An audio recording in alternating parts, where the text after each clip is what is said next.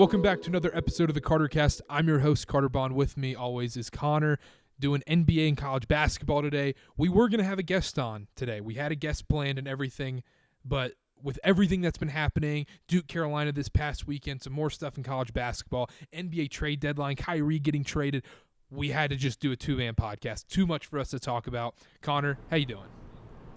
Doing good, man. I think we can handle it today. I think there's enough content we can get into in the NBA. Obviously, the Kyrie trade, LeBron's cryptic tweets, and then Carolina Duke. I'm still repping the Heels hat today.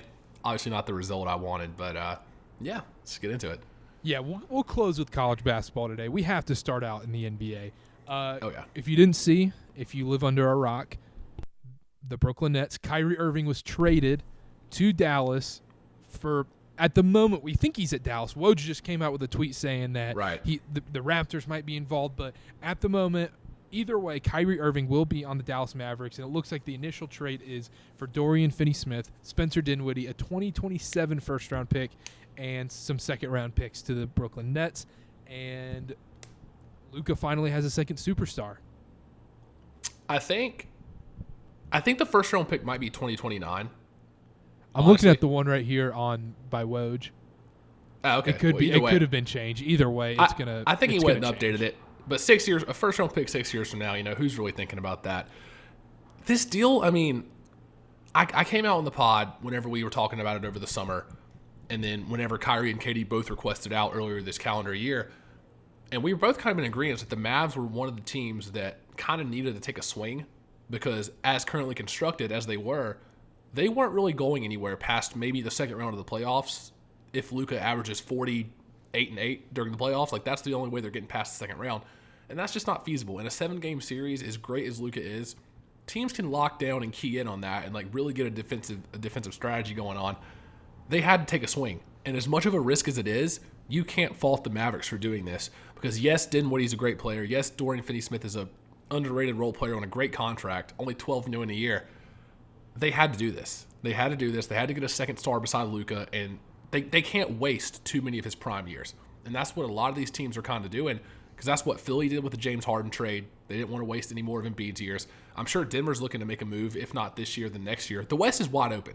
And so I think the Mavs did what they had to do. Even if it doesn't mean a guaranteed championship, the ceiling is high enough in an open Western Conference that they did the right thing in my eyes. But it's Kyrie Irving. And they gave up quite a bit for someone that people might think he's just a rental, and then he's just going to go to LA this summer. Of course, you would imagine there would have been a backdoor deal where he says, "Hey, I'll be there for 2 years, 3 years, whatever." Yep. Signs an extension after the year, but you're getting into the Kyrie business, man. That is risky business. That is essentially day trading. Literally 2 minutes, you're a millionaire. 3 minutes later, you're bankrupt. That's just how it is with Kyrie Irving. You never know. But on the other side of that, I'm not. If I'm a Mavericks fan, I'm talking myself into this. This is. Oh, you have to. You have to, because the Mavs were not going anywhere with the roster they had, and people argue oh well, they should have done Jalen Brunson. Whatever. That's 2020 hindsight. Whatever. Yeah, They should have. We get that, but. Right now, what were they going to do? What else could they have done? They needed a superstar level person to pair with Luka. Luka's already a tough person to play with, can be. Having a person who can handle the ball, Kyrie Irving fits it perfectly.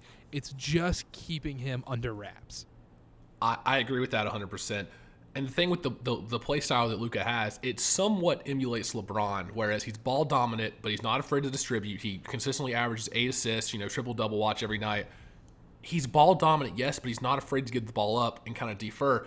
And I think for the Mavericks, their plus-minus with him off the court is unbelievably bad.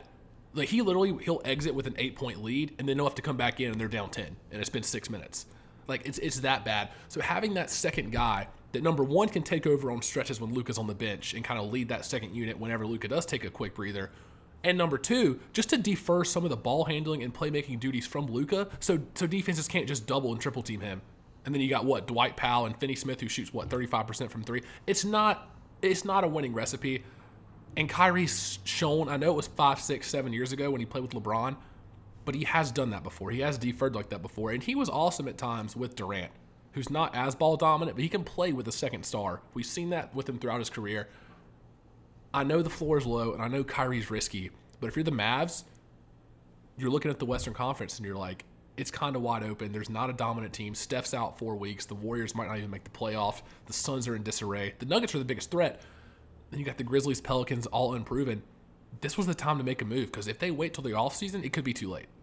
The other thing, too, is, and people will say, oh, well, they shouldn't have gotten Kyrie. They should have gone somewhere else. Well, where else were they going to go? At that price, what are you getting, Fred VanVleet? Like, what does he really do for the Mavs? He doesn't make him that much better. If you're giving me Fred VanVleet instead of Dinwiddie, it's not that big of an upgrade. I'm sorry. No. And that's why, like, right now, Woj is tweeting out that the Nets might move Dinwiddie to the Raptors for VanVleet or whatever, which honestly makes no sense to me. I don't see them being that big of a difference between each other. Right. That's a different conversation. Who cares?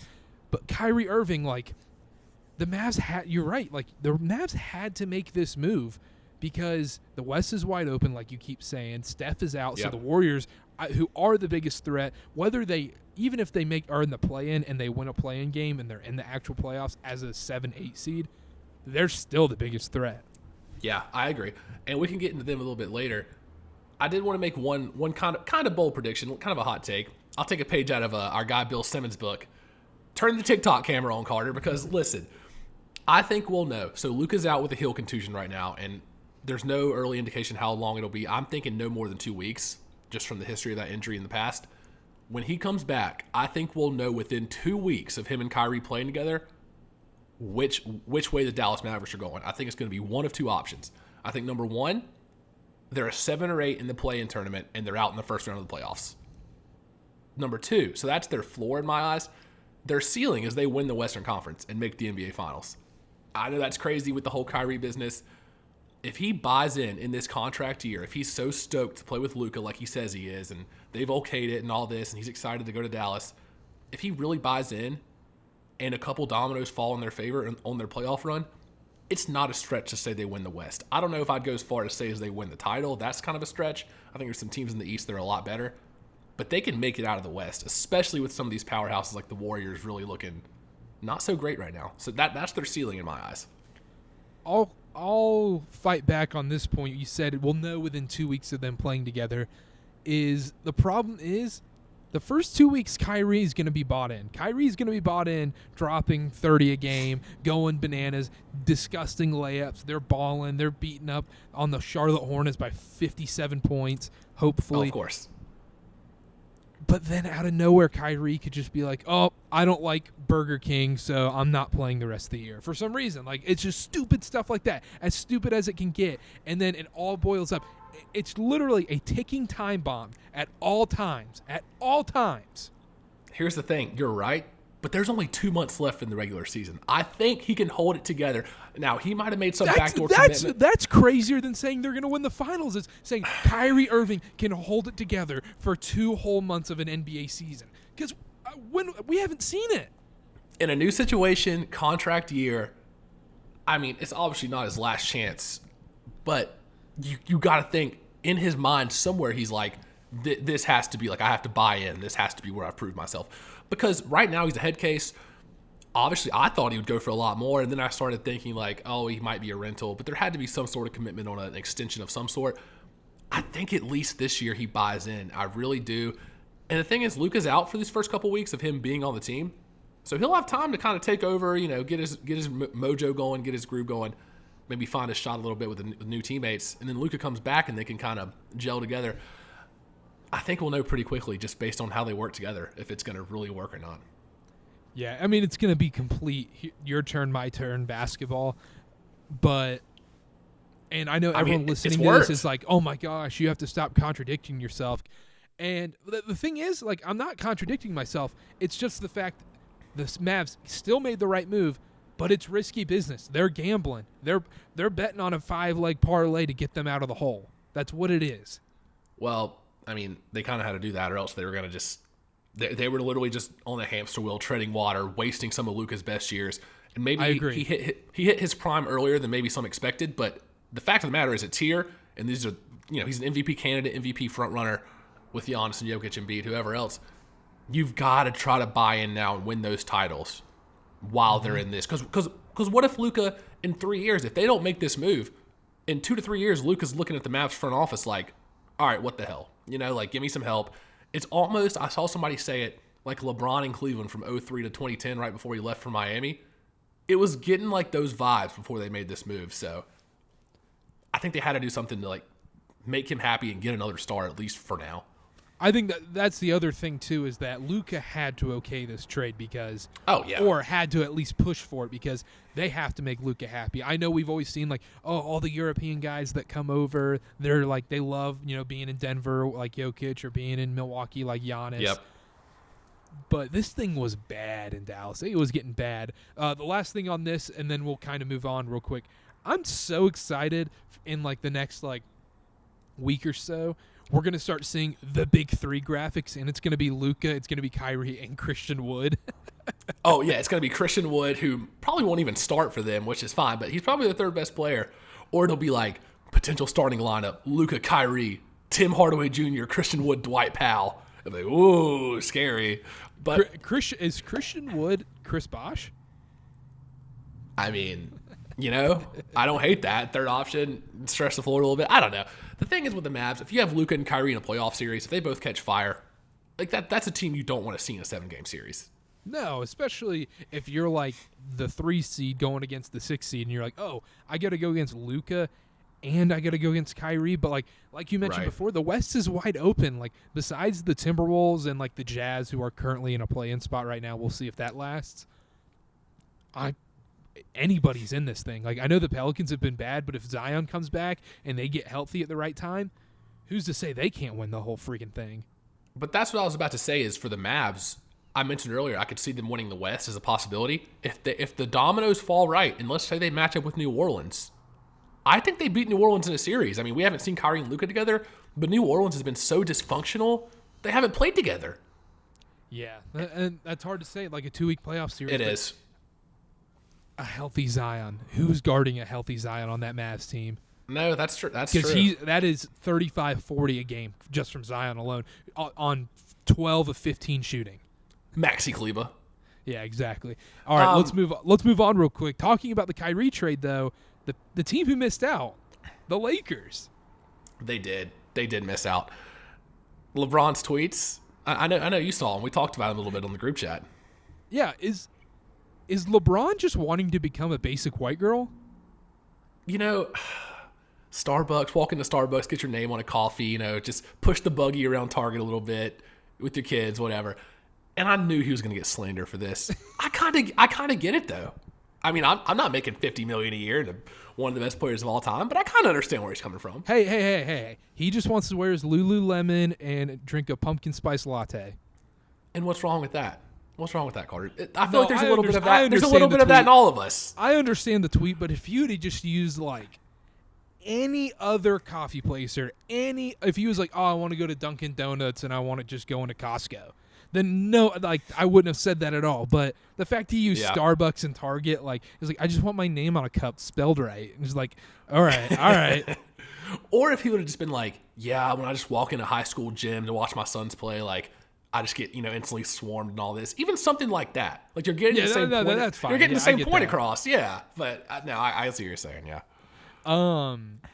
But he's 36 points away from the scoring title. I'm telling you what, FanDuel has some juicy bets right now. You can take LeBron to score, like to pass Kareem on a layup in a certain quarter for like plus 2,100. So if you're betting he scores 37 tomorrow against the Thunder, you take layup or 3-pointer in the fourth quarter, you're making some money. I'm just saying. Or if you want to bet it, he does it in the Bucks game. What's a dunk? You can take a dunk for like, I don't even know, like plus 3,000. If you take a dunk in the second quarter for the Bucks game, I was looking at that one.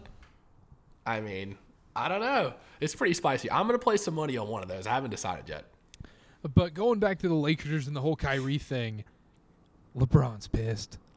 Pissed. He wanted Kyrie so bad. And if you're the Lakers, or if you're the Brooklyn Nets, is you look at each trade, Spencer Dinwiddie, Dorian Finney-Smith, a first-round pick 6 years down the road, and a couple second-round picks, versus those Lakers first-round picks, Russell Westbrook, and then the difference was apparently Austin Reeves.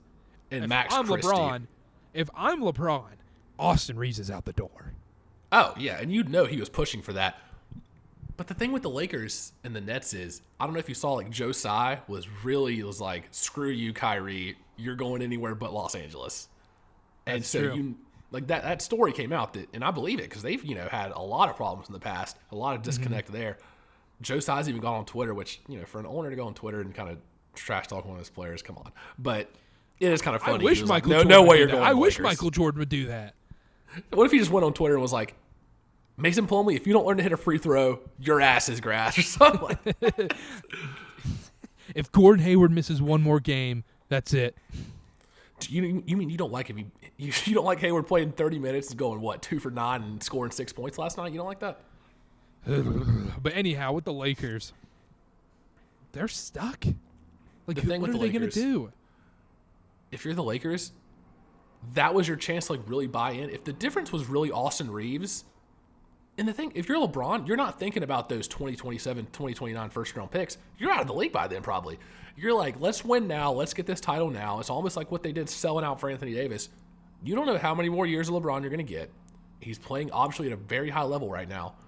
You don't know how healthy Anthony Davis is going to be year to year. You kind of have to take that shot right now for the Lakers. So them They're not back- doing it, Their backup option has to be where they're just raiding the Charlotte Hornets, where they going after Rozier, Hayward. Like, Kyrie's the cheapest superstar you're going to get.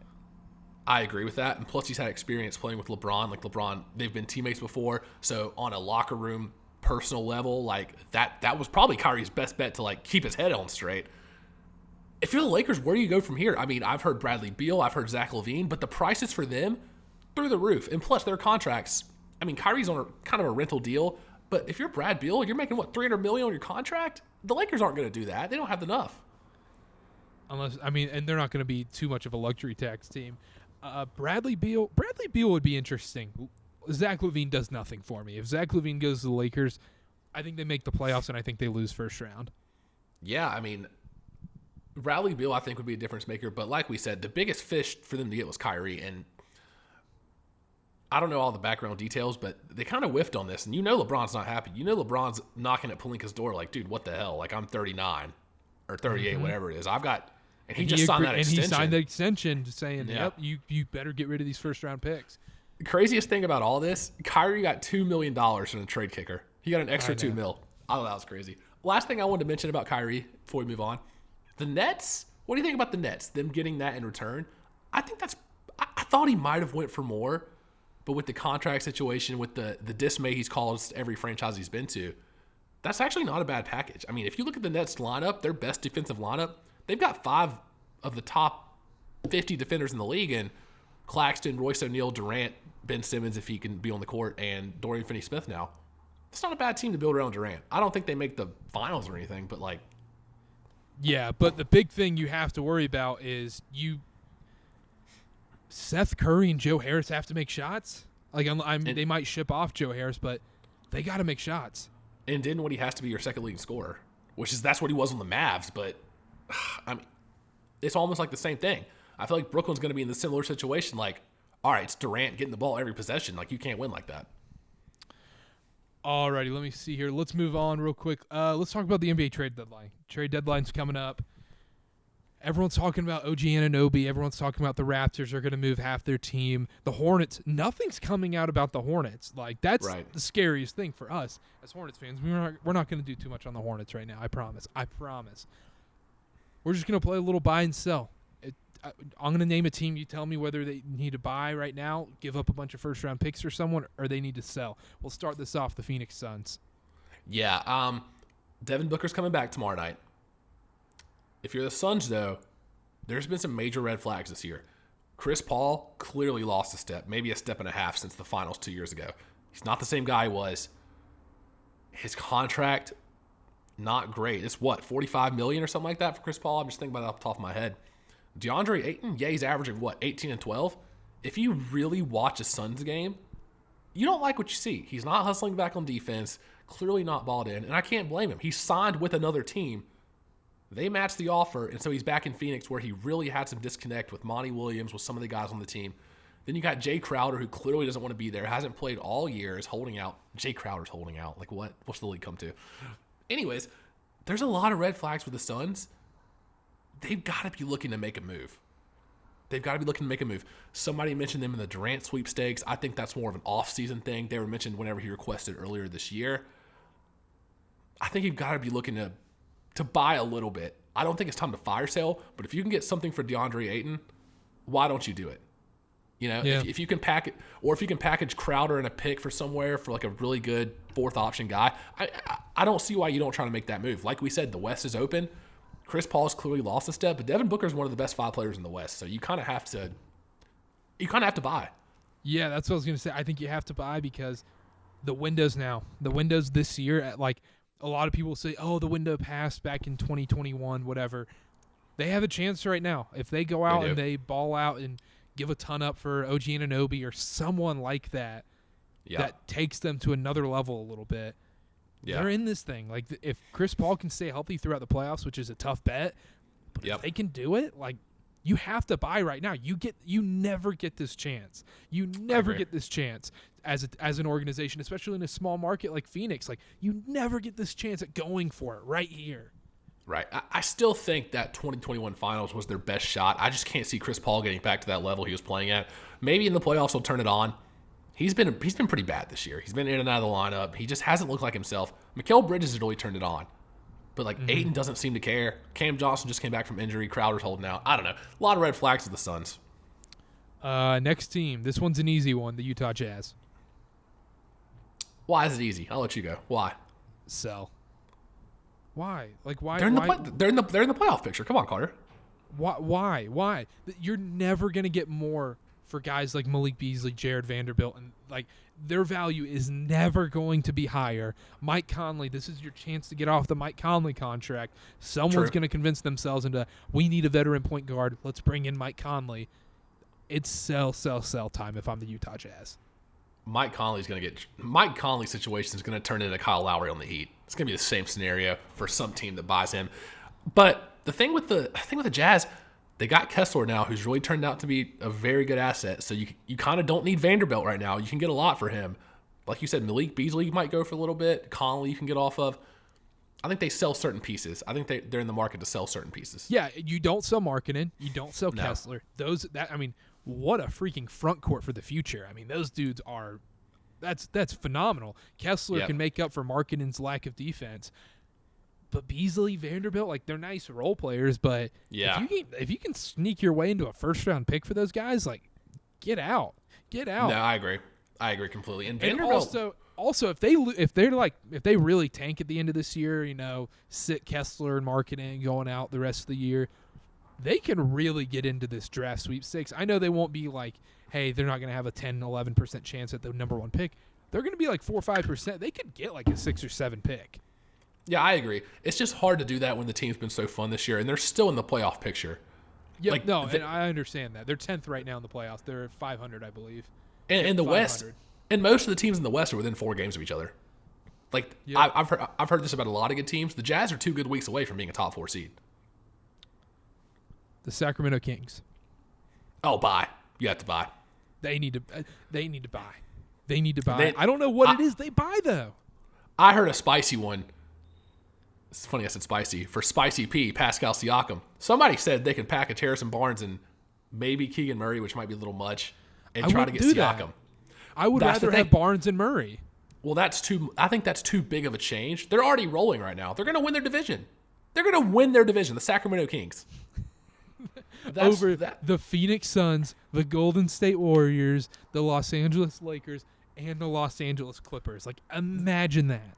That's unbelievable. I wish I would have taken that preseason. Who could have seen this, though? We have their win total over. So we can cash that. That's true. The thing with the Kings, you have to buy now. I don't know if I would make as drastic of a move as like Pascal Siakam and shake things up that much. But if you're looking to get you a piece to send over the top, I mean, what do you think? I mean, an OG Anunoby type or like a Karis LeVert from the Cavs type of thing, like another guy to like really push you over the top. I don't hate it. Yeah, I think they have to buy too. They're rolling. I don't know what they can buy, whether it's just something slight, but they have a real shot at this thing. Like everybody, They really do. You're telling me that the Denver Nuggets are that much better than the Sacramento Kings, or the Grizzlies are that much better than the Kings? No. You're 3 bad Jamal Murray games away from the Kings beating the Nuggets in the series. Seriously. Do you have anything else in the NBA? I know we said we weren't going to do it. Is Mitch Kupchak really going to sit there and do nothing at the deadline? He better not. The Hornets. I don't care what we get. It's to that point for the Hornets. I know we said we wouldn't do Hornets, but like we have to because just a quick minute, yeah. Yeah. If you want, I'll put the timestamps below in the episode description. Just skip ahead. You can hear us talk about Duke Carolina. Having a stroke while we do this podcast. Real quick about the Hornets, though. If they don't sell, I don't know what's going on. It's literally to the point. I don't care what the Hornets get. I just don't want these players on this team. And it's not to the even point where Russell Westbrook, I don't even care. It's not even like last year or a couple years ago where like the Hornets are in the play-in conversation and we're like, oh, they're not really going to make a splash, but like they have a chance to make the playoffs. No, they're one game out of dead last in the league, and they still have Hayward, they still have Terry Rozier, they still have Plumlee, they still have Oubre. 2 of those guys need to be gone. I don't care if it's a salary dump, a 3-team deal, like if they have to facilitate a 3-team deal, whatever. Take on an expiring contract. You got to do it. You got to play Mark Williams 30 minutes of the game. You have to get some of these guys, and maybe even just sit LaMelo for the rest of the year. He's clearly got nagging injuries. I mean, I'm not mad at this. I don't want him playing a single game end of March and all of April. If I don't want him anywhere near the lineup in April, I want Mark Williams playing 48 minutes a night. I don't want him to rest at all. I want to see a lineup of. Listen to this. I want to see a lineup of Book Knight, Bryce McGowan, JT Thor, Kai Jones, and Mark Williams every game in April. How about that? You know what? Let's bring this up about the Hornets real quick, talking about the trade deadline. How would you feel if the Hornets picked up Ben Simmons in the trade? I've seen some things about this. The only reason I would say that I would be in favor of it or like not pissed if it happened, the Hornets are a small market team, and Ben Simmons clearly playing on a national stage with Brooklyn, Philly the last couple of years doesn't work. Something doesn't click. His mind's not right. I think there's a chance he could have a little resurgence in a small market like Charlotte. There's also a chance that could be the end of his career. There's a great chance that's it if he goes to a team like Charlotte or San Antonio or somewhere like that. If we don't have to give up too much, I'm 100% on Ben Simmons going to Charlotte. Why not? Well, there's no pressure. There's no pressure. And the thing is, if you're a Hornets fan, it gets to the point where why not? Like, what do you have to lose at this point? You really want to watch Hayward limp around and shoot 2 for 9 against the Magic on a Sunday afternoon? No, you don't. You don't want to watch Terry Rozier's career declining while you're paying him $25 million a year. No, you don't want to watch that. You don't want to watch Mason Plumlee get scooted by every guard in the NBA. You don't want to watch that. But we've done too much on the Hornets. We said we wouldn't do it. Okay, all right. We've said we've done too much. You ready for college basketball or anything else in the NBA? No, I'm good. Last thing I'll say in the NBA, I'm excited for Thursday and the deadline. There hasn't been a lot of reports out right now. Not a lot of like rumblings other than Kyrie. I think one more big move happens, whether it be a trade or somebody asks out. I think something else has to happen, and I'm curious to see how Durant reacts to this Kyrie stuff because it's been dead silent. All right, we'll be back. We'll do a show on Monday after the deadline. We'll do an NBA show. I don't know if we'll have a guest on that one. Stay tuned for that. Follow us on Twitter on there.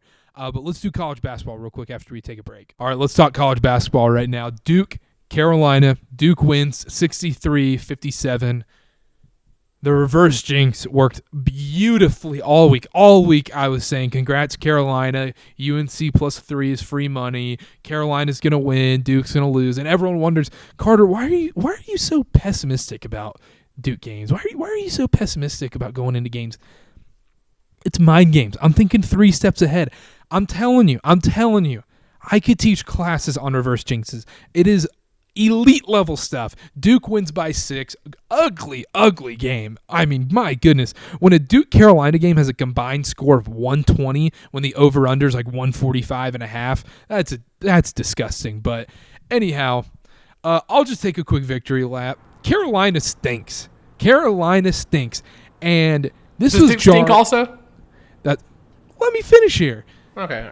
This was jarring for both teams because Carolina was so bad, and I understand it's a rivalry game, so, your butthole's going to be puckered up a little bit. It's going to be harder. It's going to be a lot harder to score. It's going to be a lot harder to feel confident. You're going to be nervous. I understand that. Carolina played so bad. Duke should have won that game by 15 plus. I mean, so bad. I agree. I can't fault you for that. First things first, we were on the under. Easy money. Yeah. Oh, my gosh. We knew what it was going to be. A little bit of a free throw discrepancy, but I'm not going to go and be one of those lunatic fans that's like, oh, my God, like Duke was leading the free throw battle 15-3. Yeah, it sucks. If you watch the game, Carolina took so many contested jumpers. They didn't attack the rim hard. They attacked looking for the contact instead of looking to make the shot a lot of the times. That was RJ Davis. And Lively was good. That's what I'm saying. RJ Davis would just steamroll down the lane, hoping just to get the bounce back off Lively. Lively goes straight up every single time. He went straight up every single time on RJ Davis. And credit, I know we crap on him all the time. Credit to the ACC refs, because when he goes straight up like that, it's not a foul. It's not. No, there was a couple calls that I was like, but it wasn't like, oh my God, Carolina lost because the refs were screwing them. No, they took bad shots, contested jumpers, didn't attack the lane in the spots they should have. It was a rough watch. And I'll say a couple things. Caleb Love hit that first three. I was like, oh my God, he's going to have 30.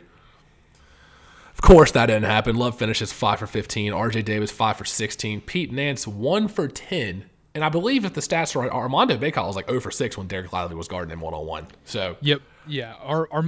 And when he wasn't guarding him, 6 for 6. 6 for 6 on Ryan Young and whoever else. And Filipowski and whenever there was a switch on to Mark Mitchell or whatever. Yeah, exactly. Bacot didn't really touch the ball much at the end. He didn't take a shot in the last 12 minutes of the game. Part of that's because Lively was playing good defense. But even if he is, it's the ACC Player of the Year, one of the front runners. You have to get him the ball, even if you have to force it. Because RJ Davis wasn't knocking down shots. Caleb Love wasn't knocking down shots. Leaky Black was the best three-point shooter. Leaky Black. So you have to try to force the ball down low, even if all game it wasn't working. He could have gotten to the line a little bit more. It was just a rough game all around to watch. And you would think Carolina, especially with an experienced seasoned team like this that's been in the rivalry, they wouldn't have been like that. And they just weren't ready. They weren't ready. They were overconfident, and there's something weird going on in this Carolina team. You can see the chemistry is definitely off. I don't know if it's like a rift between Caleb Love and RJ Davis, but something is off. What frustrated me was when of course, Hubert Davis goes in the press conference like, oh, the free throw disparity, blah, blah, blah. Come on, man. You gave Armando Bacot 4 shots in the second half. 4 shots. The ACC Player of the Year, and you're only giving him 4 shots. Get him the ball. Figure out a way to get him open and in this game, because once you get Armando Bacot going, then you have to have help defenders go down there, double team him, and it opens the game up for so many other guys. But then when Armando Bacot's just not touching the ball at all, Duke doesn't have to double. They can play regular 5-on-5 defense.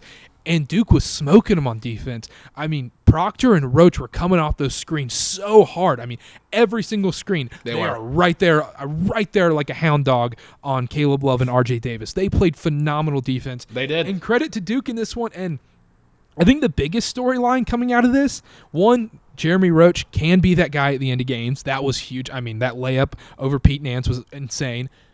But the biggest storyline coming out of this, John Shire.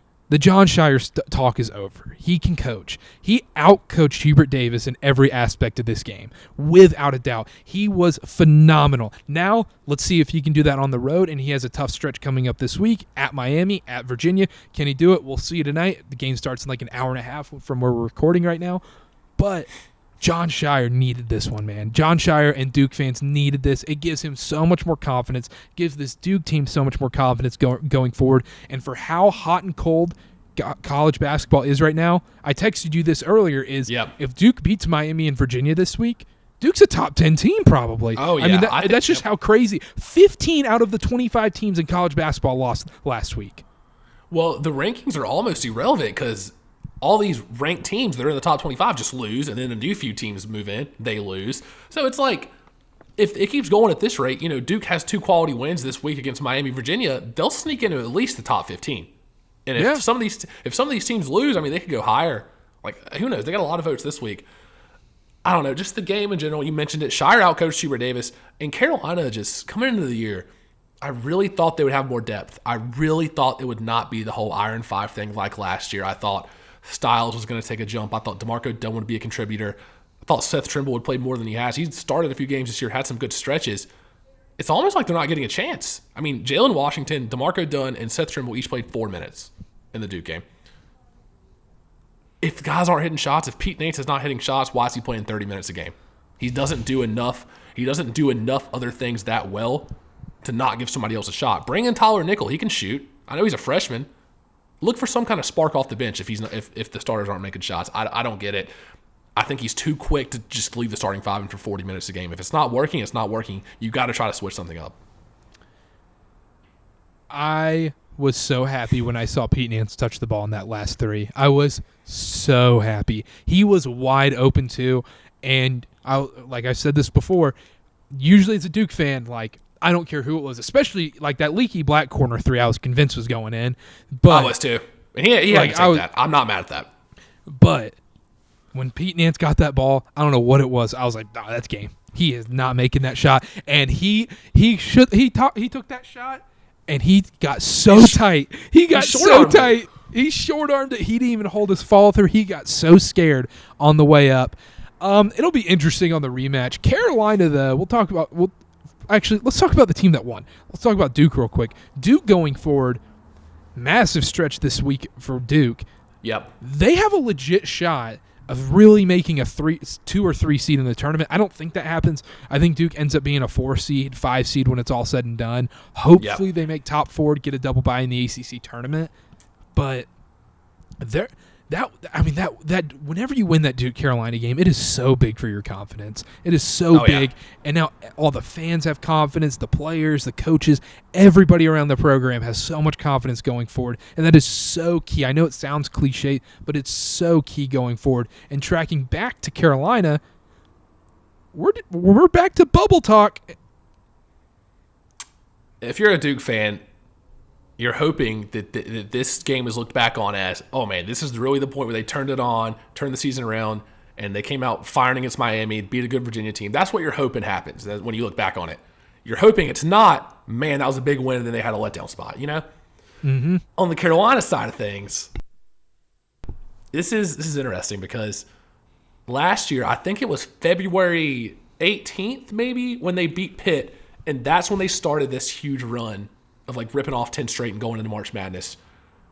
It's getting about that time, and it's kind of getting to the danger zone again. You can't expect to replicate what happened last year. And I think that's the problem with a lot of these guys. It's like, oh, because we went to the NCAA title game last year, we're guaranteed a spot in the tournament. We'll turn it on. Like, the shots will start falling. You can't guarantee that this year. The ACC, like Carolina's got Wake, and they got Clemson on Saturday, and then State coming up as well. You could easily lose all 3 of those games and you're out of the tournament.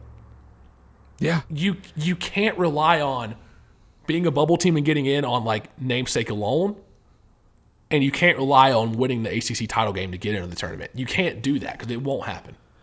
Because Carolina has Wake, Clemson, Miami, NC State, Notre Dame, easy win, and then Virginia coming up. Those are 5 out of 6 of those games are really tough. And they're already 0-2 going into their toughest stretch of the year. There is a legit shot they win 1 game. And if they really want to feel comfortable about going into the tournament, they need to win 4 of those 6 games. They really do. And then they have to win 2 or 3 in the ACC tournament too. They have to do that. You can't just assume you're going to get hot. You got to do something. Hubert Davis got to figure it out. And with a veteran group like this, I didn't think it'd be like this. The ACC standings are so funny because I'm looking at it right now. Clemson's 10-3. It's kind of like the Western Conference in the NBA. Yeah. Clemson's 10-3. Duke is 8-4, and they're 6 right now. So like, after next week, we could see Duke 1, Clemson 6, NC State 2, Miami 3, Pitt 5. Like, you never know. Well, nobody's jumped out to that huge disparity yet. So if you're like in the NBA, you're 2 good weeks away. You're 4 or 5 game stretch away from being top 4. Yeah, if you get hot. Real quick in college basketball. College basketball is back Saturday. After a weekend of no football, there was like the Pro Bowl, but screw the Pro Bowl, whatever. Yeah, that was weird. But college basketball is back now, man. That was an unbelievable Saturday. I mean, every trap line hit. You know, Indiana was favored at home against the number 1 team, Purdue. Indiana take your victory lap. Go ahead. Yep. And the night before, I see, oh my gosh, Virginia Tech is a favorite at home against the number 6 Virginia rival. Of course, I'm taking VT. What happens? VT moneyline cash. Iowa State's only a 1-point dog. to Kansas at home. Like, Yep. What's going on here? Iowa State, cash. And then what was the other one? Indiana. Yeah, Indiana. 1.5 point favorite going against Purdue at home. Cash. I mean, all of those trap lines cash. Unbelievable college basketball Saturday. St. Mary's beats Gonzaga. Aiden Mahoney is now setting himself up to be one of those dudes in the tournament. That's everyone's like, all right, like he's gonna be talked about all the time during the tournament. He's gonna be the guy probably. Because it's not going to be Zach Edey. Like, when we talked to Reegs about that, and if you haven't watched that episode, go check it out. Great episode. But when we talked to Reegs about that, he's like, yeah, Zach Edey cannot be the guy that's going to be the face of college basketball. A big man can't do it. Oscar Tshiebwe last year. I can't believe I said that right. Oscar Tshiebwe, National Player of the Year, but, like, really? Like, is he that memorable? Yeah, he's not the face of college basketball. basketball. They lose to the 15 seed St. Peter's. Yeah, it's not that guy. And we mentioned it with Riggs also. I mean, Baycott had a chance coming into the year. Like we said, there's no really clear-cut player. That didn't work out. I don't know who it is now. It's got to be somebody to establish himself right before March. I got to say, though, even though college basketball's kind of had a down year so far, I think that may be a positive come March Madness time because you really have no idea what's going to happen. And I think you'll see that in some of the gambling lines that get released. I think, if there's an 11 seed favored, that's not crazy. Oh, we're gonna see. There is a legit shot we see a 4-13 game as a pick'em in the tournament. Yeah, because you just have no idea, and because the top teams, those teams that are going to get the top seeds, you're not going to believe in them. You're not going to have faith in them. No. And in a one game, everything on the line game.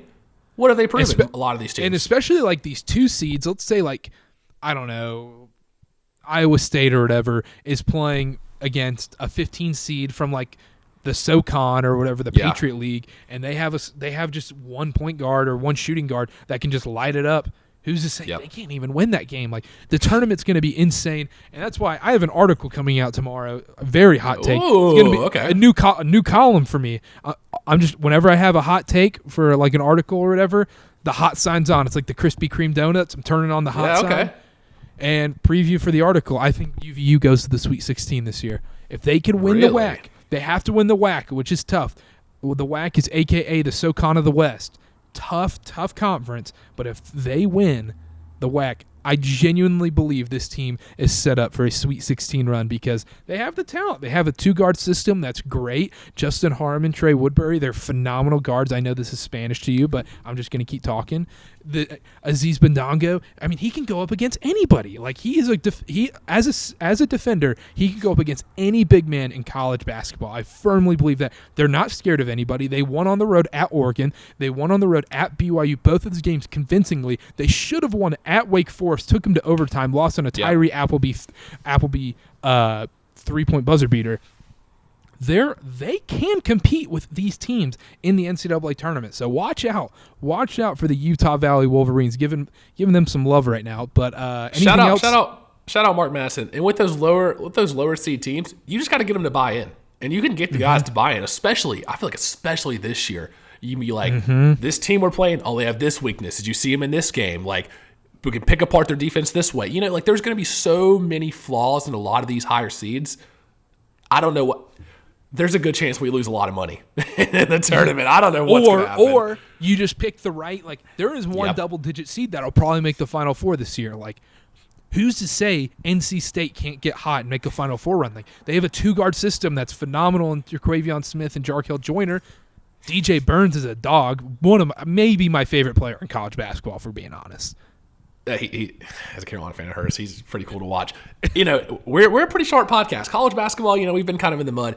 Come tournament time, all these Joe Schmoes and Joe Six-Packs at home are going to be like, what the hell? This 3 seed's only favored by 2.5? Yep. No way they don't win. And I don't know. And I was big on NC State coming into the year. I said NC State or Miami. If you're going to put your money down on the ACC tournament, put it down on NC State or Miami. Yeah. Speaking of the ACC, and we'll close here, Jim Boeheim. Oh, my God. Jim Boeheim is a senile old man and needs to get sent home. I cannot wait for his last game to be in Greensboro on a Wednesday at 12 o'clock, and he loses to Wake Forest in the 8-9 game. I cannot wait. I am sick of Jim Boeheim. If Coach K tried any of this stuff, he would be getting obliterated. Oh, but you know what? Because no one actually cares about Jim Boeheim, because who cares about Jim Boeheim? He won one national title. And if you haven't heard any of this, sorry if I'm going on this rant right now if you haven't heard it, Jim Boeheim calls out Miami, Pittsburgh, and Wake Forest for buying their teams. Let me repeat those teams to you. Miami, Pittsburgh, Wake Forest. He didn't call out Duke. He didn't call out Carolina. He didn't call out Kentucky. He called out He called out Wake Forest, Miami, and Pittsburgh. Are you kidding me? Yeah, it's ridiculous. Even if they did buy their teams, who cares for one? How much did they spend? They didn't spend that much. They didn't spend that much. They got him a few cookout trays and sent them packing. The thing is, Jim Boeheim bought his teams. He bought the Melo team. He bought his 03 title team. Everybody buys teams. Like, why are we doing this? We talked to Reegs about this. Like, every single team buys teams. Like, it's just what it is. And then Jim Boeheim's like going out about this. Like, it is so ridiculous. And he's going after student reporters and he's saying all this in the press conferences. If you haven't seen it, go on Facebook, Twitter, Instagram, whatever. Just type in Jim Boeheim and just see what comes up, because it is ridiculous. Like, it is genuinely, it's getting old, and it's just, I mean, because like then you have like guys like when Saban and Boeheim say, "Oh, well, these guys are all just buying their recruits." So are you? Shut up. Salty, yeah.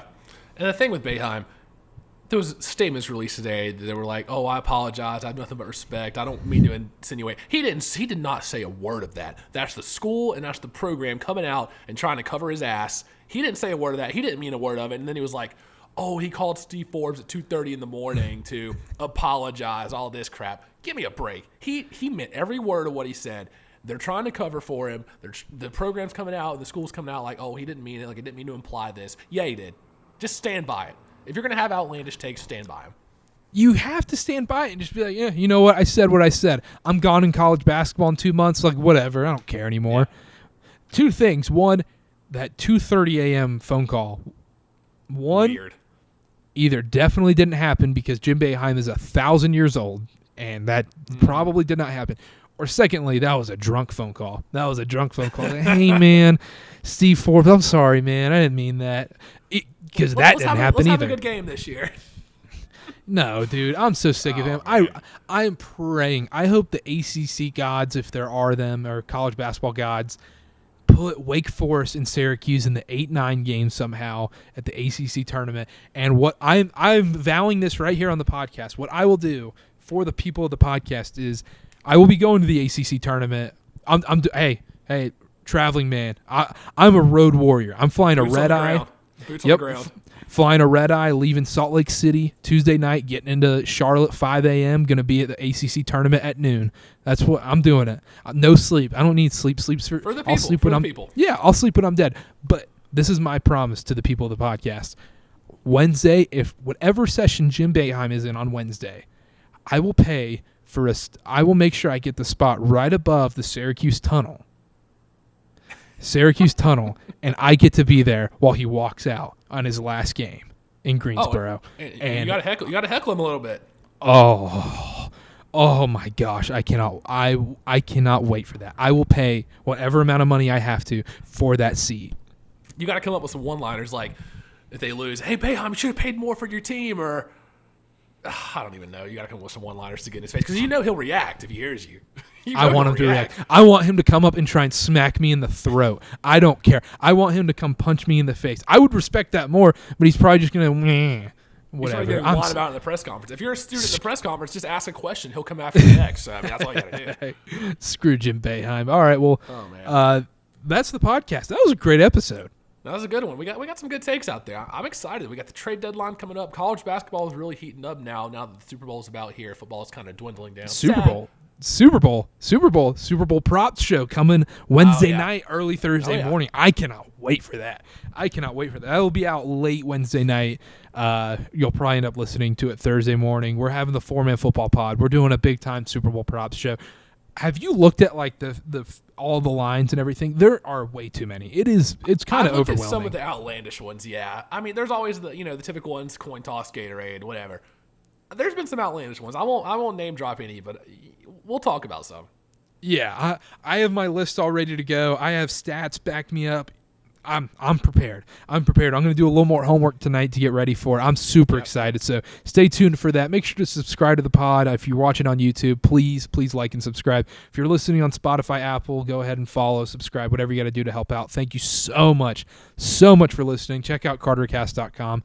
Articles, pics, clips, blogs, you name it, it's on there. And follow us on social media at Connor_Sparrow, at CarterBA, at CarterCast on all social media. And we will see y'all next time.